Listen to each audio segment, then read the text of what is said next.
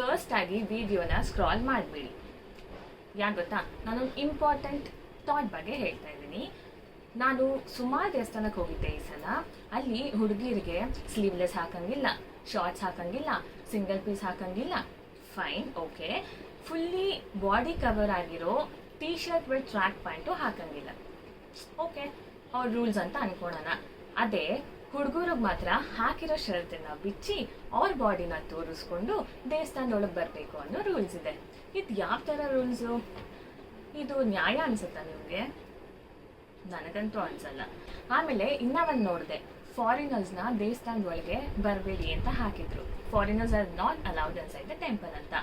ಅಲ್ಲ, ಫಾರಿನರ್ಸ್ ಏನು ಮಾಡಿದ್ದಾರೆ ಅಂತ? ಅದೇ ರೇಪಿಸ್ಟ್ನ ದೇವಸ್ಥಾನದೊಳಗೆ ಅಲೋ ಇಲ್ಲ ಅಂತ ಹಾಕಿದ್ದಿದ್ರೆ ಅವಾಗ ನಾನೇ ಹುಡ್ಕೊಂಡು ಹೋಗಿ ಕಾಲಿಗೆ ಬೀಳ್ತಿದ್ದೆ, ಯಾರು ಹಾಕಿದ್ರು ಅವ್ರಿಗೆ. ಬಟ್ ಐ ಡೋಂಟ್ ನೋ ಯಾವ ಕಡೆಯಿಂದ ಫೇರ್ನೆಸ್ ಇದು ಅಂತ.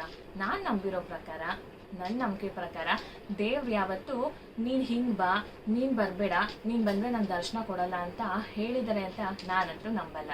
ನಿಮಗೂ ಇದೆಲ್ಲ ಸರಿ ಅನ್ಸುತ್ತಾ, ತಪ್ಪು ಅನ್ಸುತ್ತಾ? But whatever, our so called society ಏನೇನೆಲ್ಲ ಪಾರ್ಶಾಲಿಟಿ ಮಾಡುತ್ತೆ ಅನ್ನೋದು ಇಲ್ಲೇ ಗೊತ್ತಾಗುತ್ತೆ.